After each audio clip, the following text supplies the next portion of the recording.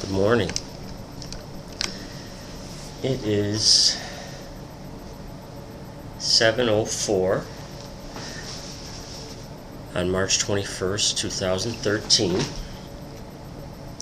I'm just speaking off the top of my head.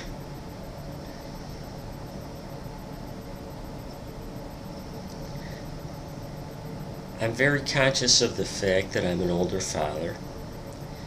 My son, Johnny,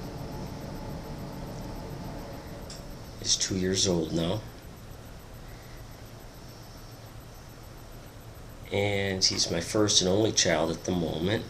I love him so much. And my wonderful wife Sharon and I are hoping to have another child. At least another child. We'll see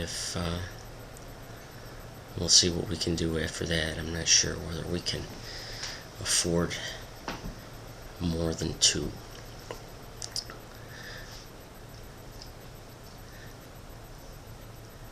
As I said, I'm very conscious of being an older father.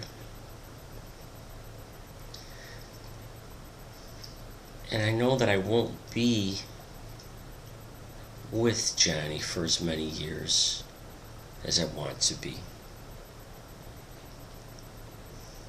Or with my future child who has yet to be conceived.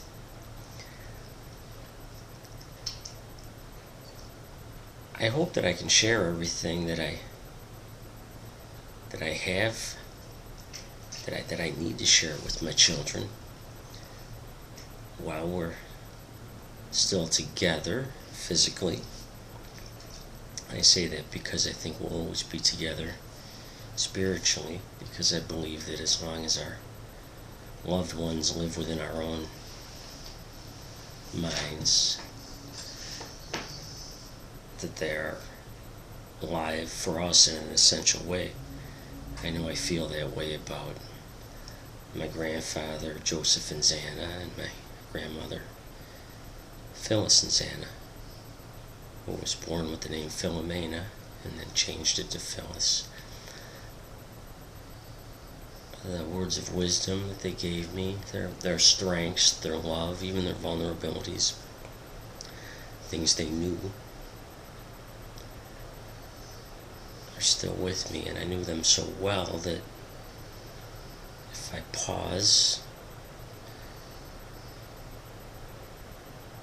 and I need them in a moment, I can bring to mind what they would say, what advice they would give me. So they're here anytime I need them. And what strength that is, what a foundation that is. It's a testimony to the importance of family structure. So, my children will hopefully have that also, since I make it a point to spend a lot of quality time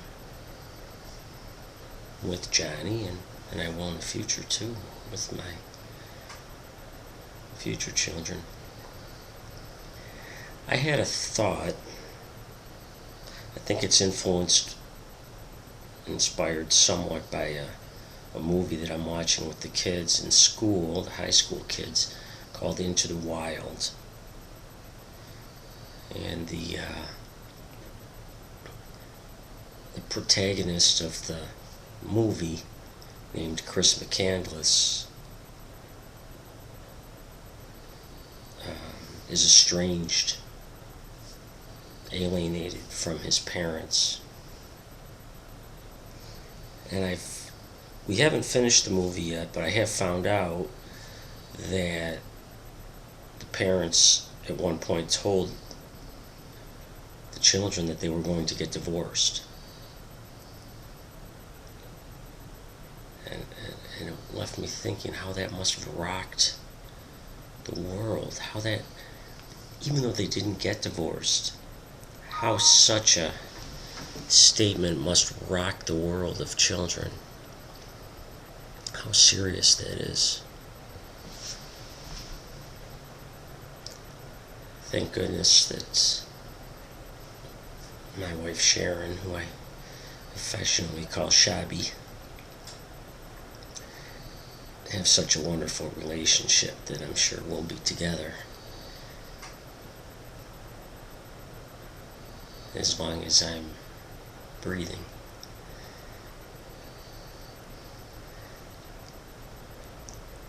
You really do have a wonderful mother. I did a good job of picking her. That's probably the best thing I ever did, other than having my children.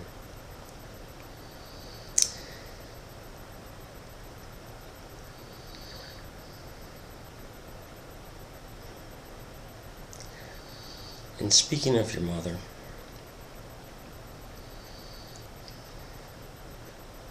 in this movie, Into the Wild,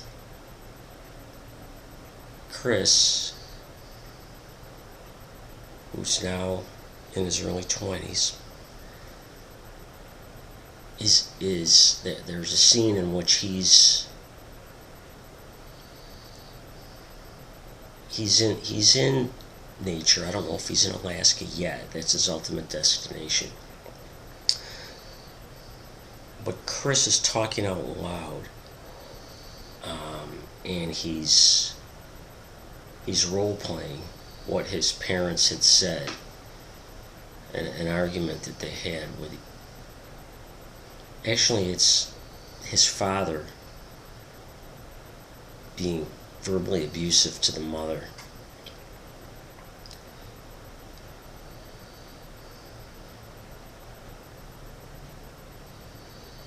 And that stayed with him. And I can imagine that would stay with a person if he had been there as a child, as a little boy. And it got me thinking this morning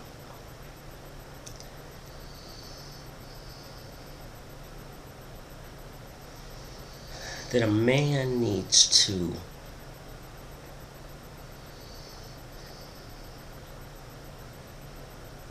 treat his wife gently. Not only because it's the right thing to do,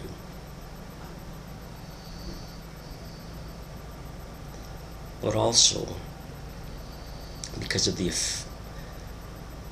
effect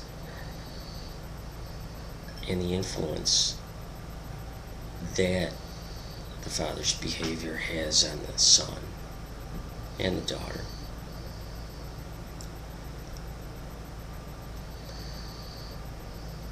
I think regarding the male psyche, a boy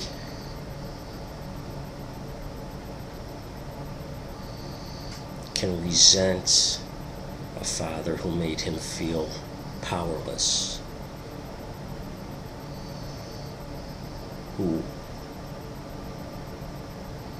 a father who highlighted the boy's weakness, vulnerability, as a child. A father should not do this.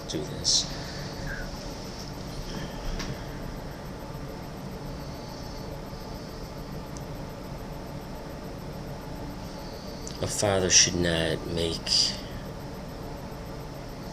a child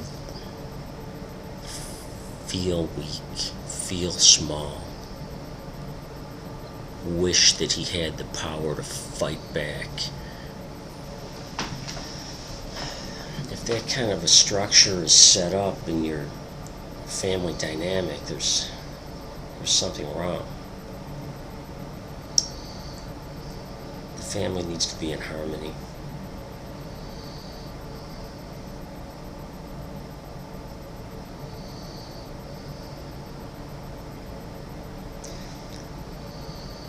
Treating the wife harshly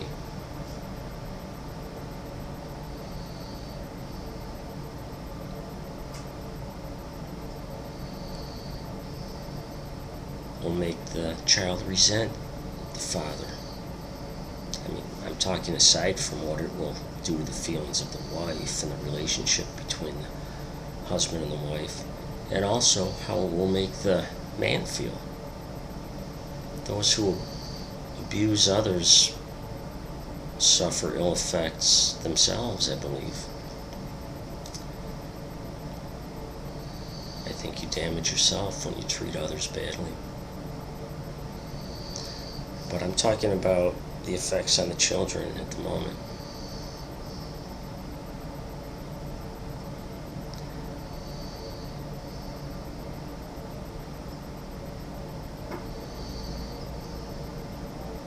I can mostly speak as a male. I know a son wants to protect his mother. I'm sure a daughter does too.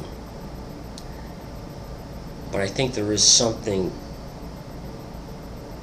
particular in the male psyche. I think the part of the male psyche is that we're wired to be protectors. We want to protect what we love. I know women do too, but men have somehow a different take on it. We've got, more of a warrior, a bit of a warrior spirit, I suppose.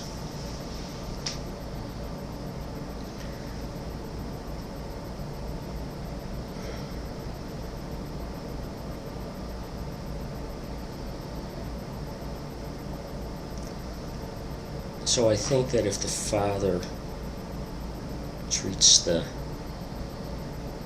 child's mother harshly,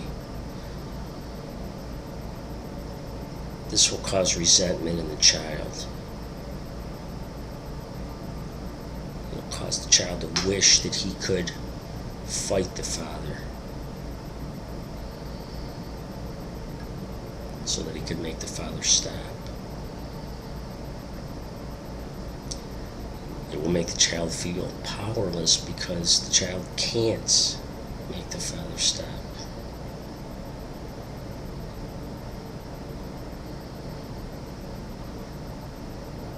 Thus it will traumatize the child.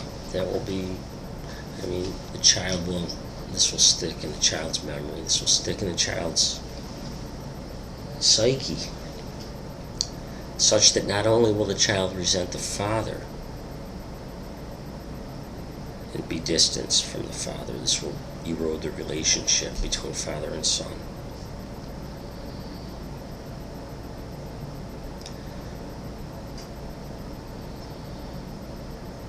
But furthermore,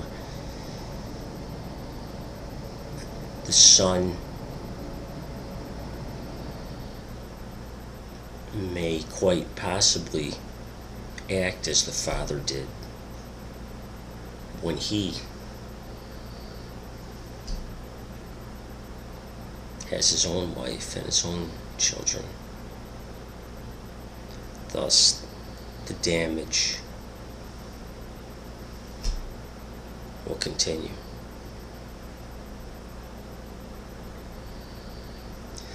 So,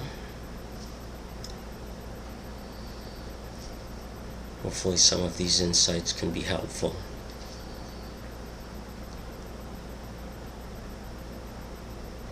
I try to be very reflective about the way I act towards my family, towards my wife, towards my son.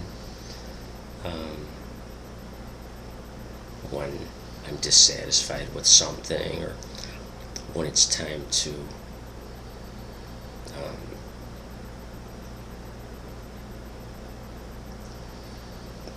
give some kind of correctional guidance to my son. I want to guide rather than quote unquote discipline. I like to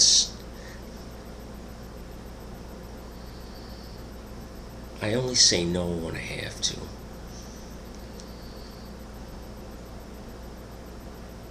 I like instead to find ways to say yes. Does this mean that I say yes to every single thing that the child tries to do? No, but if Johnny's doing something that's not okay to do,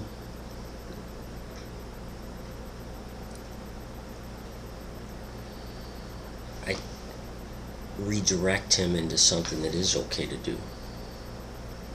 Or maybe modify the way he's doing what he's doing. For example, when he's on the piano, if he's hitting the piano with some objects that could damage it,